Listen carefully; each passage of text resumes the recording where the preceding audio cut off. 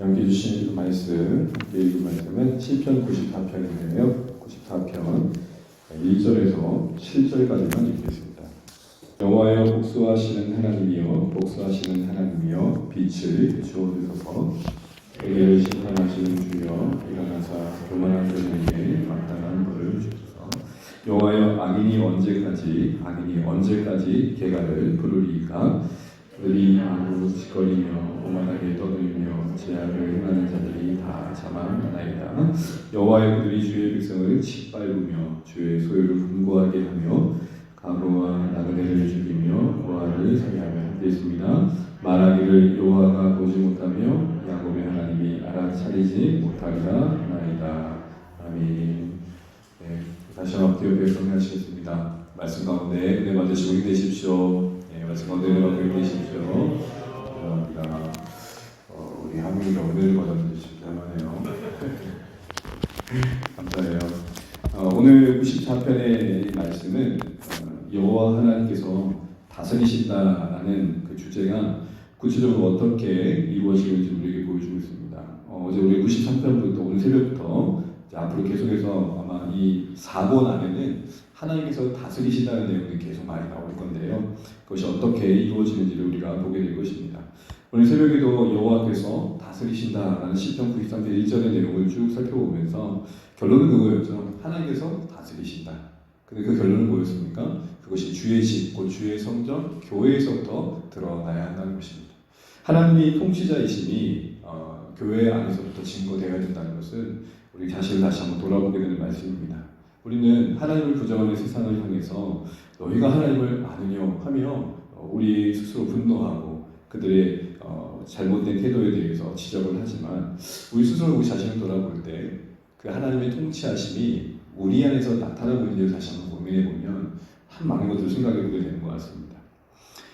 오늘 94편은 특별히 이 하나님의 통치하심이 악인들을 향하여 또 의인들을 향하여서 어떻게 이루어진지를 보여주는데 오늘 94편의 주제라고 할 수 있는 내용은 이미 1, 2절에 언급되어 있는 걸 보게 됩니다. 우리 1절 말씀만 다시 한번 읽어보도록 하겠습니다. 1절입니다. 시작. 여호와여 복수하시는 하나님이여 복수하시는 하나님이여 빛을 비추어 주소서. 아멘. 여기 보시면 하나님이 복수하신다라는 말이 거듭 2번이나 반복되어 있습니다. 복수하시는 하나님.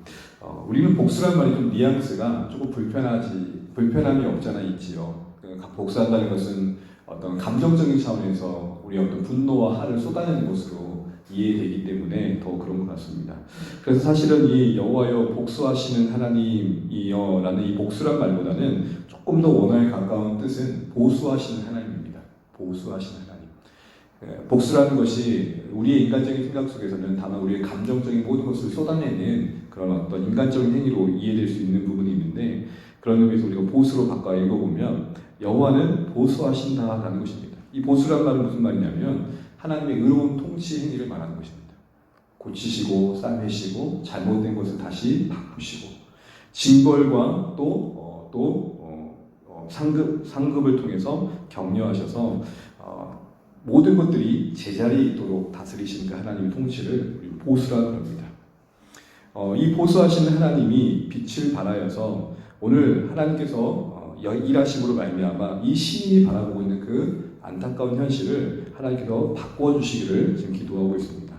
근데 이 보수하시는 하나님 한마디로 의로운 통치의 하나님의 그 행위가 그 범위가 어디까지인지 다루고 있는데요. 2절 한번 읽어보겠습니다. 2절입니다. 시작.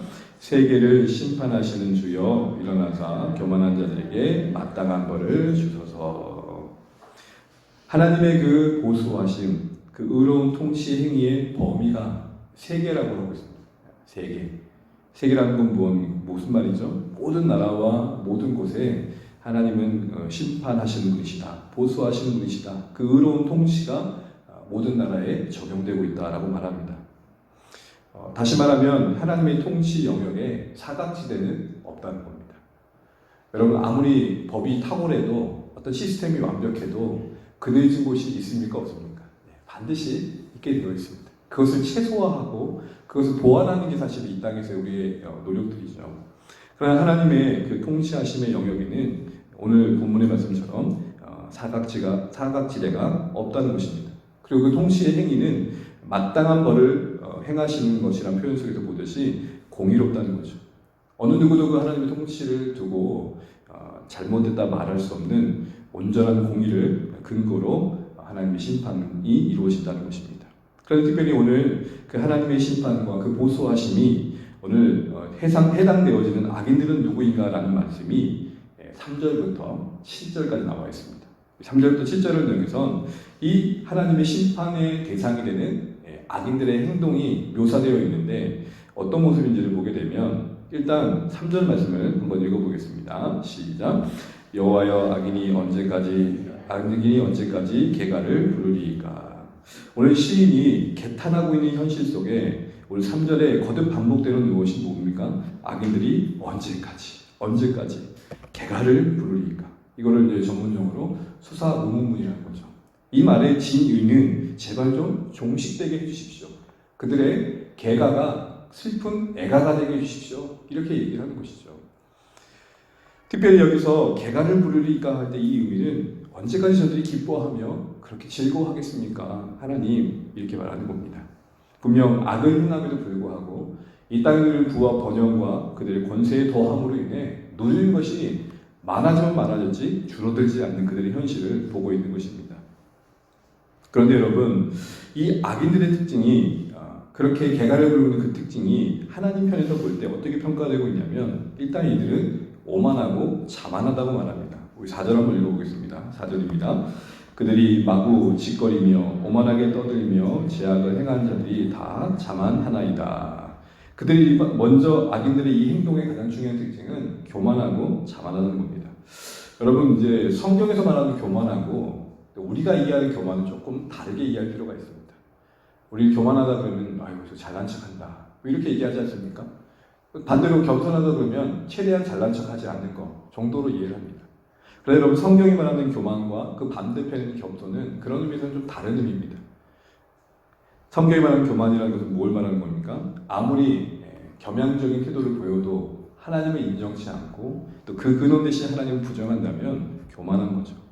그리고 스스로들 하나님을 인식하지 않는다면 하나님이 자신들을 보고 있고 자신들의 행하는 것들을 헤아리고 있다는 것을 인식하지 못한다면 그게 교만인 겁니다.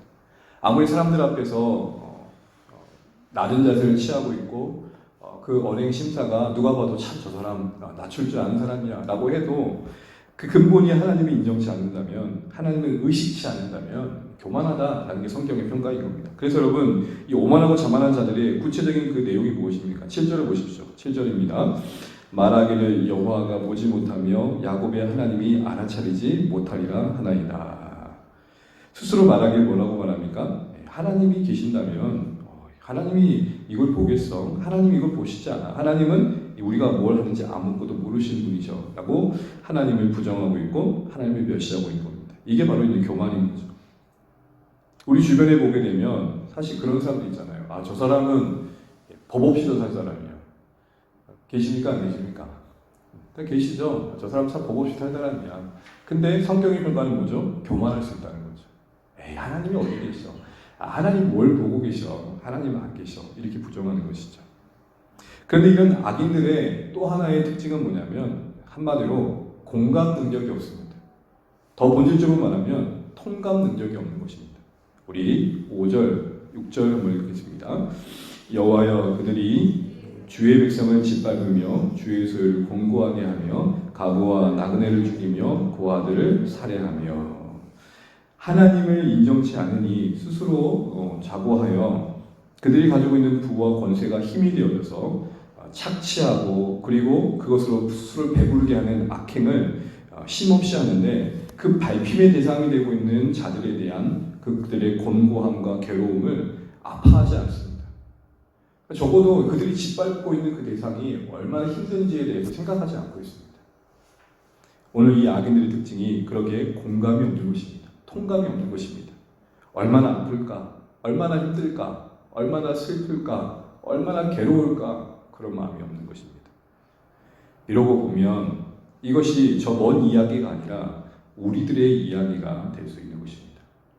이들의 교만함은 분명 하나님이 인정치 않으지만 그럴 만한 조건과 상황이 있었던 것이죠. 이게 뭡니까? 부와 힘이 넘쳤던 거예요. 가진 게 많은 것이 오히려 걸림돌이 되는 것이죠. 그러기에 이들의 악행이 이들만의 일이 아니라 우리의 일이 될 수 있는 것입니다. 여러분, 뭔가를 소유하는 것 자체가 그 자체로 악은 아닐 것입니다. 그것이 힘이 되어 자신의 원하는 어떤 욕망과 또 원하는 것을 이루는 수단이 되어져서 그것을 잘못 휘두르고 있다면 그것은 그 자체로 악의 도구가 되는 것이죠. 우리가 그리스도인으로서 바른 세계관을 갖는다는 것은 모든 것을 선과 악으로 이분법적으로 보는 게 아닙니다. 비진리의 영역에 있어서는 그 자체로서는 악은 아니지만 또한 그 자체로 선은 아니지만 때로는 그것이 악의 도구가 될 수 있다는 것을 아는 것입니다. 이걸 안다면 우리는 우리 스스로 더 겸손할 필요가 있는 것입니다. 어떤 면에서요? 나도 모르게 내가 하나님 편에서 하나님이 원하지 않는 모습으로 쓰임받을 수 있다는 것이죠. 이것들이 저 오늘 본문의 이 악인들만의 이야기가 아니라 우리가 가지고 있는 그 무엇으로 인해서 우리가 잘하는 그 어떤 것 때문에 때로는 누군가의 마음을 아프게 할 수도 있고 때로는 우리 스스로 높아져 나 없으면 안 될 것, 은근히 이런 생각 속에서 우리가 높아지는 자리에 스스로 설 수 있다는 것입니다.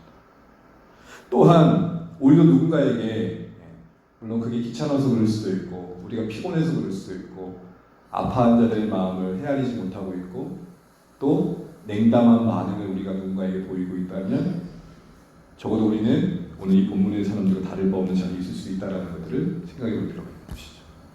쉽게 말해 오늘 이 악인들은 이런 인간들이 다 있어 할 이야기 이전에 오늘 우리도 이런 비슷한 자리에 갈 수 있는 경향이 있다는 것을 돌아봐야 한다는 것입니다. 사랑하는 여러분, 오늘 하나님은 보수하신 하나님으로 자신을 증언해 주시고 나타내십니다. 보수라는 말은 복수라는 어감과 다르게 의로운 하나님의 통치행위로서 악한 것들을 선한 것으로 바꾸시고 또 선한 것을 격려하여 또 선이 되게 하시는 하나님의 의로운 통치행위입니다. 특별히 오늘 그 통치행위 가운데 악인들에 대한 그 심판의 내용 속에서 악인들이 어떻게 행동한지의 본문을 말씀 보면서 그들이 스스로 가진 것으로 인해 교만하여 하나님을 인정치 않았고 또 그들이 누군가를 짓밟는 행위조차도 아파하고 공감하고 힘들어하는 것이 아니라 오히려 더 그 아파하는 현실을 오히려 즐기고 있고 자기들의 유익을 누릴 수단으로 보면서 이게 먼 이야기가 아니라 우리의 이야기가 될 수 있다는 것으로 받아들일 필요가 있다는 것입니다. 오늘 하루만을 돌아보십시오. 혹시 나도 모르게 차갑게 내뱉었던 말들은 없었는지, 혹시 나도 모르게 우쭐댄 적은 없었는지. 항상 그러게 여러분 성경을 볼 때마다 이것들이 저 먼 제3자의 악의 이야기가 아니라 우리 안에 내재된 경향성과 다를 바 없는 모습임을 보면서 이것이 내 안에서 보수하신 하나님의 간절을 볼 때 제자리로 돌아와야 할 자리가 어디인가를 생각해 보는 것이죠. 다시 말씀드립니다. 보수하신다는 것은 어그러지고 이그러진 그 모든 것들을 원래의 자리로 회복시키시는 것입니다. 우리가 있어야 할 자리를 고민하며 우리가 어느새 그것부터 멀어진 것들을 깊이 각성하고 하나님께서 원하시는 자리로 돌아오는 것. 이것이 우리 가운데 기도 제목이 되어주시고 그런 은혜와 긍휼을 구할 수 있는 우리 모두 되시기를 주의 이름으로 축복합니다.